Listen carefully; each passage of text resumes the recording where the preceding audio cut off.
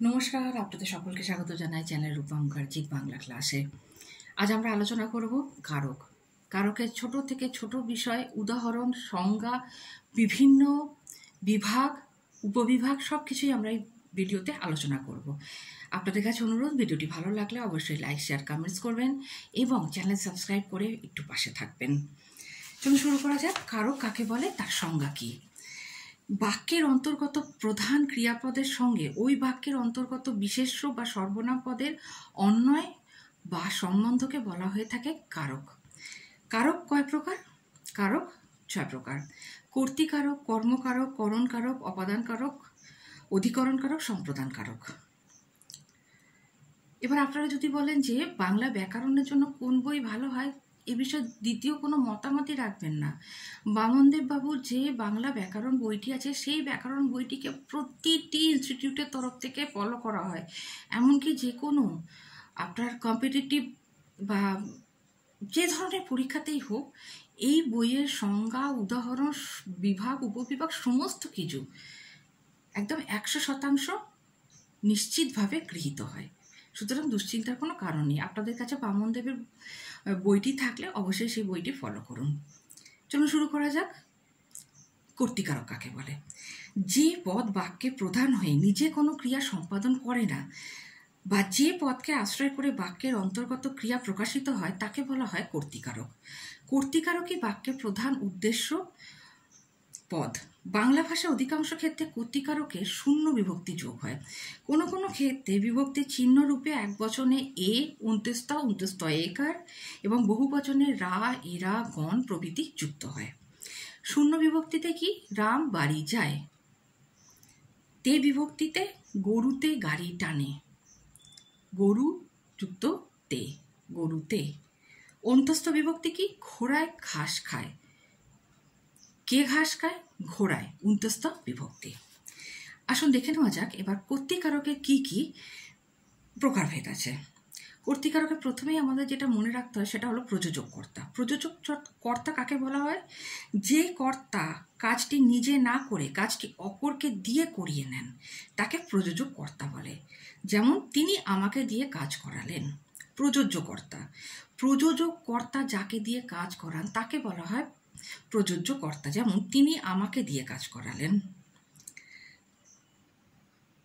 অর্থাৎ এখানে আমাকে হলো প্রযোজ্য কর্তা, আর প্রযোজক কর্তার ক্ষেত্রে তিনি হলেন প্রযোজক কর্তা, অনুক্ত কর্তা। কর্মবাচ্য ও ভাববাচ্যে কর্তা প্রধান রূপে উক্ত হয় না, এজন্য এক্ষেত্রে কর্তাকে অনুক্ত বলা হয়। ব্যতিহার কর্তা। ব্যতিহার অর্থাৎ পারস্পরিক ক্রিয়া, অর্থাৎ বিবাদমূলক কোনো ক্রিয়া বোঝালে সেই ক্রিয়ার দুই কর্তাকে ব্যতিহার কর্তা বলা হয়। যেমন রাজায় রাজায় যুদ্ধ হয়, এখানে রাজায় রাজায় হলো ব্যতিহার কর্তা। সহযোগী কর্তা। বাক্যের মধ্যে সমাপিকা ক্রিয়া একটি, কিন্তু কর্তৃপদ দুটি এবং দুই কর্তার মধ্যে সহযোগিতার ভাব থাকলে কর্তা দুটিকে সহযোগী কর্তা বলা হয়। নিরপেক্ষ কর্তা কি? একই বাক্যে সমাপিকা ও অসমাপিকা ক্রিয়া বিভিন্ন হলে অসমাপিকা ক্রিয়াকে কর্তাকে নিরপেক্ষ কর্তা বলা হয়। যেমন সূর্য উদিত হলে কমল প্রস্ফুটিত হয়। সাধন কর্তা। উপকরণকে কর্তা রূপে ব্যবহার করলে সাধন কর্তা বলা হয়। যেমন ঢেকে স্বর্গে গিয়েও ধান ভাঙে। সমধাতুজ কর্তা। অকর্ম ক্রিয়াটি যে ধাতু থেকে নিষ্পন্ন, সেই একই ধাতুর নিষ্পন্ন অন্য কোনো পদ সেই ক্রিয়ার কর্তা হলে তাকে সমধাতুজ কর্তা বলে। যেমন দুষ্কর্মের ফল হাতে হাতেই পাওয়া যায়, এখানে হাতে হাতেইটি হলো সমধাতুজ কর্তা। উচ্চকর্তা। বাক্যে কর্তৃবাচক পদে কোনো কোনো ক্ষেত্রে উচ্চ থাকে। সমাপিকা ক্রিয়ার রূপ দেখে ও বাক্যের অভীষ্ট অর্থ বুঝে যখন কর্তাকে নির্ণয় করতে হয় তখন তাকে উচ্চকর্তা বলে। যেমন ধন দাও, মান দাও, এ নহে মোর প্রার্থনা। এখানে কর্তা আমি, উচ্চ, তাই এখানে এটি হলো উচ্চকর্তার একটি আদর্শ উদাহরণ। এবার আসা যাক কারকের দ্বিতীয় ভাগে, অর্থাৎ কর্মকারক। যাকে উদ্দেশ্য করে বা আশ্রয় করে কর্তা তার নিজের ক্রিয়া সম্পাদন করেন তাকে বলা হয় কর্মকারক। যেমন শিশু দুধ খায়। কর্মকারকের কিছু প্রকারভেদ আছে। যেমন উদ্দেশ্য কর্ম ও বিধেয় কর্ম। কখনো কখনো সকর্ম ক্রিয়ায় দুটি কর্ম থাকে। এই দুটি কর্মের মধ্যে একটিকে উদ্দেশ্য বা লক্ষ্য করে অন্যটিকে প্রযুক্ত হয়। প্রথমটিকে উদ্দেশ্য কর্ম ও দ্বিতীয়টিকে বিধেয় কর্ম বলা হয়ে থাকে। এছাড়াও আছে মুখ্য কর্ম ও গৌণ কর্ম। কখনো কখনো সকর্ম ক্রিয়ায় দুটি কর্ম থাকে। এই রকম ক্রিয়াকে দ্বিকর্ম ক্রিয়া বলা হয়। দ্বিকর্ম ক্রিয়া দুটি কর্মের মধ্যে যেটির সঙ্গে ক্রিয়ার মুখ্য সেটি মুখ্য কর্ম এবং যেটির সঙ্গে ক্রিয়ার গৌণ তাকে গৌণ কর্ম বলা হয়। যেমন মা শিশুকে দুধ খাওয়ান, এখানে শিশু গৌণ কর্ম, দুধ মুখ্য কর্ম। সমধাতুজ কর্ম, ক্রিয়াটি যে ধাতু থেকে নিষ্পন্ন হয়েছে কর্মটিও যদি সেই ধাতু থেকেই নিষ্পন্ন হয় তবে সেই কর্মকে বলা হয় সমধাতুজ কর্ম। কি খেলা খেলছে শিশু আপন মনে, খেলা খেলছে উভয়ই নিষ্পন্ন হয়েছে একই ধাতু থেকে। করণকারক, করণকারকের সংজ্ঞা কি? কর্তা যার সাহায্যে ক্রিয়া সম্পাদন করেন তাকে বলা হয় করণকারক। যেমন আমি চোখ দিয়ে দেখি, আমরা চোখ দিয়ে দেখি। করণকারকের প্রকারভেদ কি? দেখুন, করণকারকের বেশ কিছু প্রকারভেদ আছে। সাধন, উপায়, হেতু প্রভৃতি নানা অর্থে করণকারক হয়। সাধন বা যন্ত্রাত্মক করণ, বাচ্ছেন্দ্রীয় গ্রাহ্যবস্তু যদি ক্রিয়া সাধনের উপায় হয় তবে তাকে বলা হয় যন্ত্রাত্মক করণ।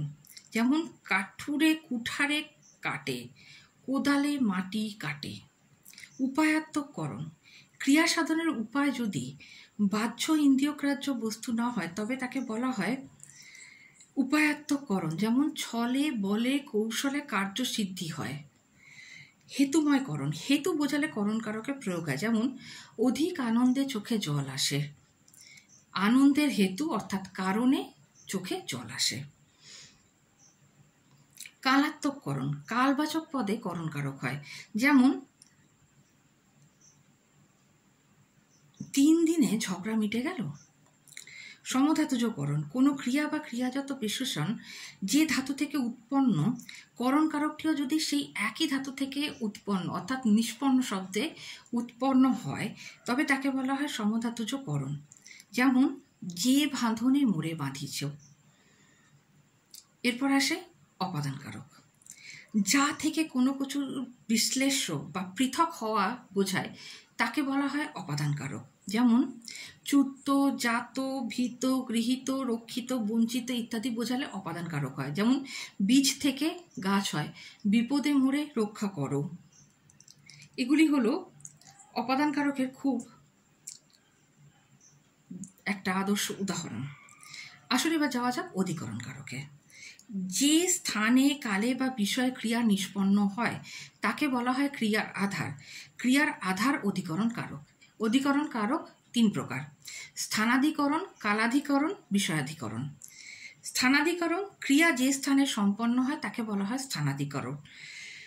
স্থানাধিকরণ 3 প্রকার: একদেশ সূচক, ব্যাপ্তি সূচক ও সমীপ্য সূচক। একদেশ সূচক স্থানাধিকরণ কাকে বলে? সমস্ত জায়গায় ব্যাপ্ত নয়, মাত্র এক বিশেষ জায়গায় কোনো স্থানের এক অংশে অবস্থিত এমন বোঝালে একদেশ সূচক স্থানাধিকরণ হয়।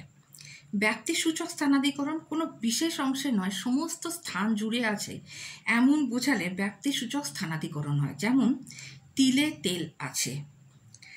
সমীপ্য সূচক স্থানাধিকরণ, সমীপে অর্থাৎ নিকটে অবস্থিত এমন বোঝালে সামীপ্য সূচক হয়। যেমন শীতকালে গঙ্গাসাগরে মেলা হয়। এবার আসা যাক কালাধিকরণে। কালাধিকরণ অর্থাৎ যে সময়ে ক্রিয়াটি সম্পন্ন হয় সেই সময়বাচক পদকে কালাধিকরণ পদ বলা হয়ে থাকে।